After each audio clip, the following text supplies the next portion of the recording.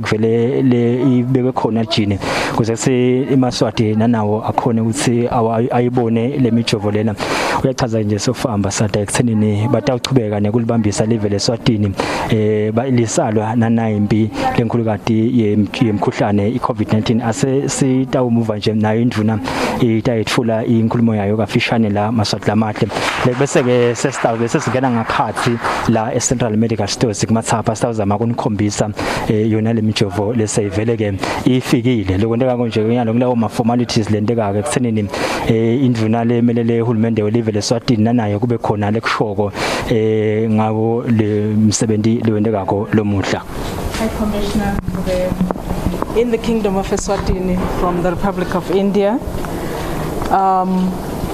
honorable members of both houses of parliament here present, Principal Secretary in the Ministry of Health, senior government officials, media representatives, I think all the media houses are here, esteemed ladies and gentlemen.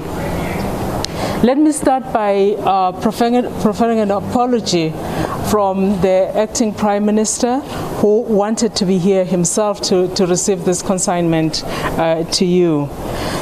It is with profound sense of fraternity and humility and great appreciation that I receive on behalf of their majesties, the government and the entire nation of the Kingdom of Eswatini, the generous donation of the very first consignment of 20,000 doses of Oxford AstraZeneca COVID vaccine from the Republic of India to aid government's effort to combat the spread of COVID-19 in all the countries, in Eswatini and all the countries that you have helped. Your Excellency, worth noting is that this assistance is additional to the medicines and other provisions already received from India by Eswatini, related to the nation's concerted effort in the combat against COVID-19. Your Excellency, India remains our committed and consistent cooperation partner, working hand in hand with the people of Eswatini throughout the long-standing bilateral and diplomatic partnership to realize the nation's socio-economical ambitions in the areas of agriculture, education, healthcare, financial inclusion and infrastructure. I wish to acknowledge with unreserved gratitude the lived-up commitment of India to the idea of equal development and meaningful inclusion of countries of the global south. And I implore the continued engagement by our two countries in other far-reaching and mutually reinforcing areas of cooperation. The government of the Republic of India has shown a meticulous leadership and has been a formidable intellectual pioneer in the global effort to contain, control, and prevent the spread of coronavirus outbreak through the development and production of one of the first vaccines to gain international prominence, medical certification, and global distribution. We congratulate the Republic of India on this admirable achievement that has distinguish them from other players in the universal health space. Ladies and gentlemen, since the physical establishment of the High Commission and the arrival of the High Commissioner Rada in August 2019, there has been a tremendous momentum created to augment and reinforce areas of cooperation and mutual collaboration between Eswatini and India. The results of this presence have permeated the livelihoods of regular citizens in the country from Hoho to Shiselweni. I wish to congratulate and commend the High Commissioner for her passion and commitment to the development and aspiration of Eswatini,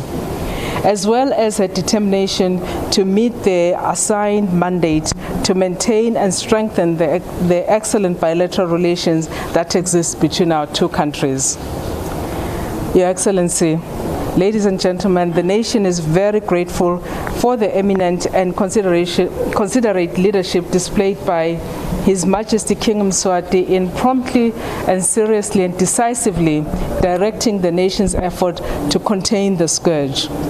In this regard, His Majesty's government will continue to lead from the front in trying to ensure a safe and responsible return to normalcy as we all work collectively to rebuild the economy and fast-track the derailed achievements of development status. Once again, Your Excellency, please accept our profound gratitude for this generous contribution. Bekundina bongosi induna yetembilo lezinkosi lethula ke inkulumo yayo siyaphinze siceleke induna nayo ukuthi eMaswatini imane ithi nje halabesi kuze kuseMaswati ongakhona kiva induna bongosi imukela wona lo mjovo ibeke ngelimi lelitavakala nakubogogo nabamkhulu emakhaya. Lusiba lomele live lendiya. Bahlonipheke. Labamele timbili teParlamente angivusele ku-chairman wethu we-COVID committee MP Makford, phinde ngivusele ku-chairman we-portfolio in the Senate Senator Isaac Makakula, phinde ngivusele nalomele i-portfolio yaka health endlini yabayesikhulu MP Sihlongonyane. Ngiyavusela ku PS sine tonke 70 taka health leti khona imedia lekhona nonke bekunene ngiyavusela kuyinjabulo lenkulu lamuhla ukuthi ngibe khona la kuba khona kwami noko ngimele lomele ndvuna nkulu longakhona ukuthi ede lapha lamuhla lobe angathanza ukuthi kube nguye lokhona lamuhla lapha sine njengesive seMaswati sithanza ukutibongela kuhulumende wendiya kuloko lokukhuleka sendele kona uhulumende wendiya usinini selive ngalokuqinisekile uyakhombisa ukuthi uyanakekela konke lo lesikuvunyelene ngako nekuthi uyayikhathalela impilo yeMaswati. Lamuhla uhulumende wendiya usipha vaccines aka AstraZeneca langu 20,000 doses kusho ukuthi lama vaccines lawa atawunela abantu labang 20,000 ku dose yokuqala akucali ke kusilive lendiya lisiphe kusisita nokusibambisa lapha ka COVID lase lasipha imithi nabo PP nalokunye nje lokunene labasita ngako liyachubeka liyasita nesetikweni letemfundo ka agriculture nalapho sakha khona imisebenzi lemikhulu live lendiya lasibambisa kakhulu. Sine njengelive leMaswati siyabonga futhi siyawutusa kakhulu umsebenzi lewendiwe ngolusiba solefika nakafika kulomnyaka lophelile nga-August lapha afike khona ukhombisile ukuthi ufaka litubane kakhulu kuletinto lekufuna stende letiphathene tivumelwane emkhathini nalamavela amabili wafika nje vele wasikhanza sisemkhathini wemshikashika saqala ngomshikashika we-COVID sesiuqala sesinaye la Lusiba siyathanza ke ukuthi bongele event lasendiya sibongele eMaswati onke sibongele uhulumende wembube nina bekunene siyabonga kakhulu kusitwa live lendiya. Thank you. Ngiyoke bongosi induna yetembilo lezinkosi leqedza ukufika inkulumo yayo Maswati lamahle sithemba seMaswati afuna ukuyibona lemithi. We'll take a long walk with the minister of course sitawuzama bongosi ukuthi sinikhombise lemithi lapho igcinwe khona lo khuluma konjenyalo nguye PS walo litiko letempilo PS le ku Dr. Simon Zwane batathatha nje isithombe kafishane nanabo labaqhamuka eParliament babe khona labakushoko ngenza ba yawo lo muthi lesovele ufike 11 leswathi 20,000 doses ale muthi eqhamuka ke heaven le India lo takhuluma ke ngena sihlalo welibandla lelibuka iCovid eParliament umhlonishwa Makford Sbanze. Thank you very much. Ngicela kubonga indvuna Honorable Minister lomelele Acting Prime Minister ngibonge Ambassador wasendiya ngiphinze ngivusele my colleagues from Senate and from the House of Assembly. Bunanzi lobukhulu kakhulu is when you are waiting for the bus, you are in the station and finally the bus arrives. So for us this is a happy moment. We've been waiting and finally the bus has arrived. COVID-19 is very brutal, is very vicious, and is very perilous. People ask me what type of disease is COVID-19. Your Excellency, I'm a victim. I always make two examples. I wonder if you'll understand from my context. I usually say, nangabe wake wabhukusha, then kwaqhamuka two giants bakucwilisa, then you'll understand what is COVID-19. Two, nangabe wake waba nemalaria, uvele lenhloko icrack, then you'll understand what is COVID-19. As I've already alluded, it's very perilous. It's a vicious disease. So on that note, Honorable Minister, can I take this opportunity to thank you? We've seen you running and we've seen you going up and down. And can we kindly thank with sincerity the gesture of goodwill from our friends of many years, the people of India who have always enjoyed, I want to believe, more than 40 years diplomatic ties. And finally, which is supposed to be the beginning, I think I have to thank His Majesty the King for keeping relationships with people who, when you come across a bad patch, they remember you. With those words, I say thank you very much, and I sincerely hope government will soon come up with will fast track a rollout strategy, because the people are waiting. Hopefully next week we'll start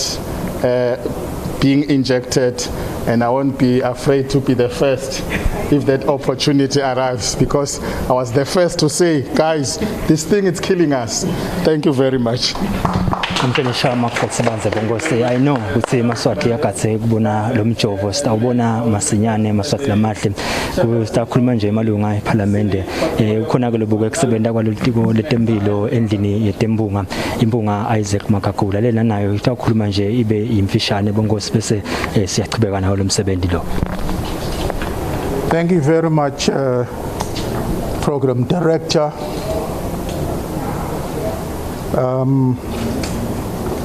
Our Honorable Minister for Health, our High Commissioner to the country,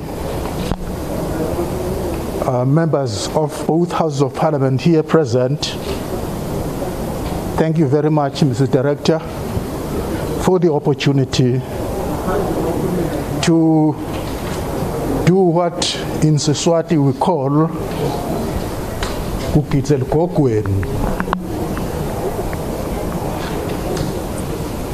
May I say on behalf of the Senate portfolio for the ministry, we are very ecstatic to participate in this noble initiative, in this noble function. And from the onset, we would like to join those that have spoken before me to say thank you very much, Madam, and your country for this gesture of goodwill. Madam Minister, one would be failing if one did not express joy and appreciation at the oomph and verve that is shown and continues to be shown by those looking after our health. Siyabonga kakhulu, Minister, ukugijima kwenu. And we hope His Majesty's white words of accolade have found a place in the staff to motivate and stimulate the health workers to work even more as they try to contain, manage this Mahazane menace. Thank you so much. We are very much happy for this generous donation. Thank you so much. Ngusihlalo walo likomiti libukeke litiko letempilo endlini yetimbunga wekugcina kutabanga usihlongonyana libukeke kusebenta kwelitiko letempilo endlini yaba esikhulu nanaye utawukhuluma nje abe mfishane nasicetha sitayithatha induna yetempilo yesilayela lapho bagcine khona lemijovo nemaswati atakhona sayibone bonkosi. Nginivusele nonke ngivusele minister waka health lomele secretary acting prime minister for Masuku phinze ngivusele ambassador wasendiya losendele naku lokuhle namhlanje kakhulu ke mina ngokuthi today we're actually getting this vaccine. People have been waiting for it and bathi siyakhuluma namhla ifikile namhla ikhona ivaccine kwami ngeke ngiphinzele labakhulumile ndanqosa nje sive ukuthi abayithathe le vaccine because social media besolukhuluma into ithi njanjanyana ivaccine utasisita silive ukuthi sonke siyithathe bekungaqela nje yonke eMaswatini ukuthi isikhathi sakho nasesifikile joina line uthathe ivaccine iCovid isicedzile nebekunene kude nje lo ngathi ayikama affect lento lena isishaye yamisa amabhizinisi yalimata abantwana ekhaya nabantu abazali ekhaya bezingcwaba onke emalanga kodwa nje lokhu lo sekufikile sekusinika lithemba singeMaswati ukuthi sesibuyela la besiphila khona getting back to our normal life because of the vaccines. It does vikela ke le vaccine Maswati kithi. Ngibonga kakhulu to the High Commissioner of India for what they've done for our country, and I'm also thankful to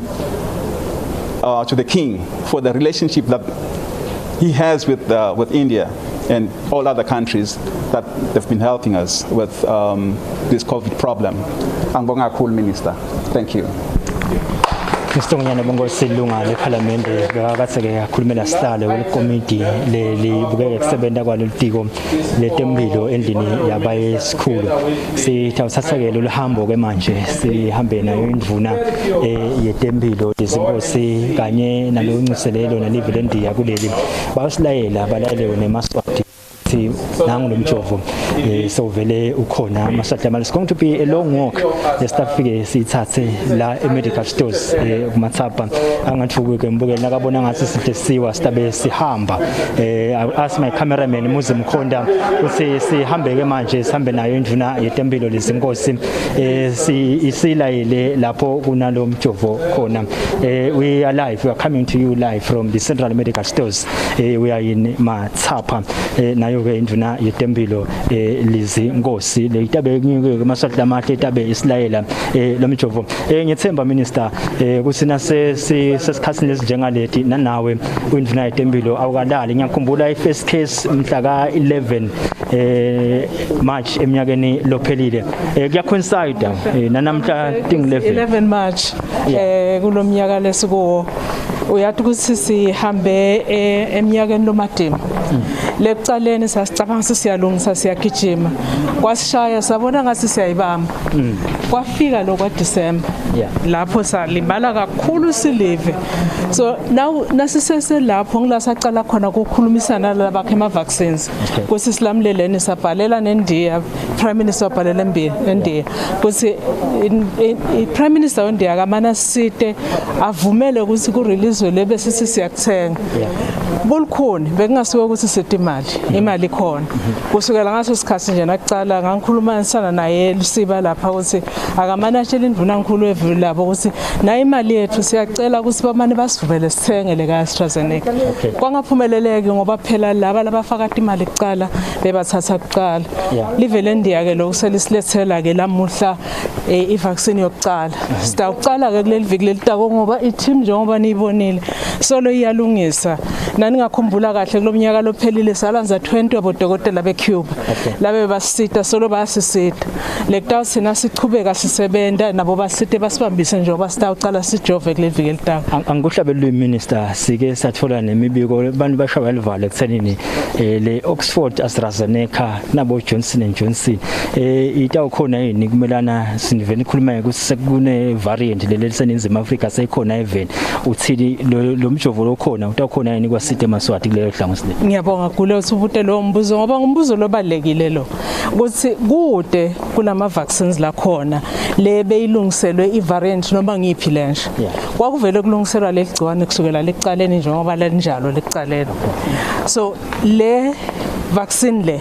ikhombisile ngoba ngiyona isetshenziswe kakhulu emhlabeni ikhombisile ukuthi kokuqala iyakuvikela ukuthi ungede wagula kakhulu naku ukugula lesikubone kule wave yesibili ukuthi umuntu usithi namuhla uteste positive ngakusasa ugula amadima ngakusasa sohambile ivikela lo ivikela ungangena esibedlela iphinze itanciphisa ukuthi kungafi abantu labanenge sekubonakele kusikulala abajova kulamanye emave abaguli kakhulu nalokufa unciphe kakhulu siphokophele lapho nje bantu bakhala ukuthi lo mkhuhlane sete wakungena lo mkhuhlane utakungena kujete wakugulisa njenganako lesibonile angikubambe Ndvuna Nkosi ngicela ungene ngakhathi Minister Matsapha manje Ndvuna yetempilo Lizzie Nkosi lengenako ngakhathi itawulayela eMaswati wona lo mjovo lofikako eqhamuka eveni laseNdiya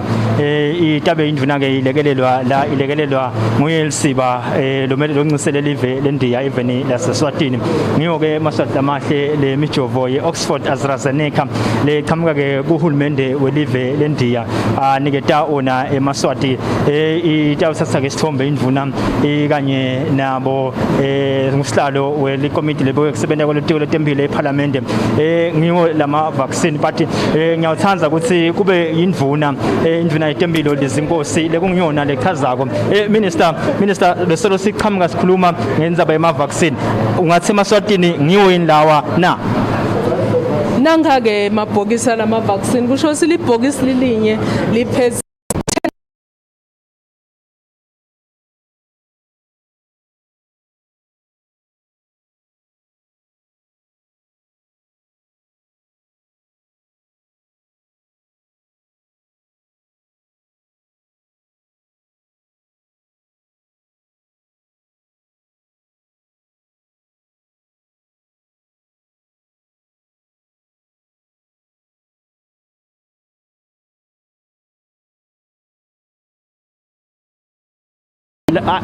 senako ukuthi lawa atawuthola bobani lama vaccine lapha kuna 20,000 ama doses sitawenda idose yokuqala ya wonke lesitawuqala ngayo tawuqala ngebetempilo njengoba sishito lokho akushinji siphinze sibuke naba labane ma comorbidities ikakhulu sifuna ukuqala lekubantu labadzalana singashisi sibathona sase siyabuka ke lamanye ama frontline workers nawo lane ma comorbidities sibukile nje bothishela bayasicela very strongly kodwa tawuqala ngebetempilo kuya ngala labadzalana nabane ma comorbidities bangene nabebhandeni ukhumbuleke ukuthi nasijova baka health ete sajova wonke umuntu kanye ngelanga linye ngoba umjovo na ungena sive funa sikwadi lo ukuthi umjovo na ungena njengemjovo yonke ndakhanza ukuthi umkhono ubabhlungu noma ubulawa inhloko noma uba nefiva lencane njengoba kwendiwa kule mjovo yabo polio naleminye noma wenda boyole fever yonke imijovo iba naloko so asesajova wonke umuntu kanye sabajova abantu njengoba babhalisile kuletho tinzawo labasebenta kude so sitawuhlanganisa ngoba sibhekele eminye imijovo ngeweekend kusho ukuthi ezingeteka sisaqhubeka kanjalo kodwa saqala nge-70 tempilo tonke. My final question Minister sitaphuma lama curtain le storage lesikule standard inesikhulunywa ngaso ngoba kuthiwa kufuneka kube ne temperature leside la kuhlala khona le mithi le mijovo inge ithi cheme letinenge lo unjengale lesijova ngawo bantwana kuvele uhlala ku storage lesing 2 to 8 degrees la sikhona bayakhona kwehlisa lokuze kufike ku -25 kusho ukuthi sekwendela lele minye imijovo lenjengabo Moderna bo Johnson & Johnson nabo singakhona kubafaka la nale lefuna bo -70 sesinawo emafridge akhona kusho ukuthi storage nje sethu kunaloku khona la ngaphandle kukhona nalama fridge ala labo -70 -80 sinako sisi-ready njangisho njalo besolo silungisa sesi-ready. Thank you so much. Bongosi indvuna yetempilo Lizzie Nkosi lebese ichazela ke eMaswati ukuthi live lime ngemumo nembala kuthola naleminye imijovo lekubheka ukuthi ifike ke eveni ngayo impela sonto sesemba eMaswati sekavele ke awubonile lo mjovo leselo ke sikhuluma ngawo umjovo lo qhamuka ke uhulumende welive laseNdiya 20,000 doses lekuthiwa ke kutaqala athole ngibo balo litiko letempilo nalabo labanetifo letitsite sethemba ke ukuthi ngumsebenzi lo tawuqala masinyane bongosi sibabone vele bantu bajova eveni laseSwatini ibukele ngiloko lebese kuphasele kona la eCentral Medical Stores Matsapha kufika kwa 20,000 doses of Oxford AstraZeneca loqhamuka ke eveni laseNdiya uta ke eveni laseSwatini asathe inzamo tethu sithi bisekhona embabane sivalelise lapha eCentral Medical Stores ngingithini kule nginamuzi Mkhonda.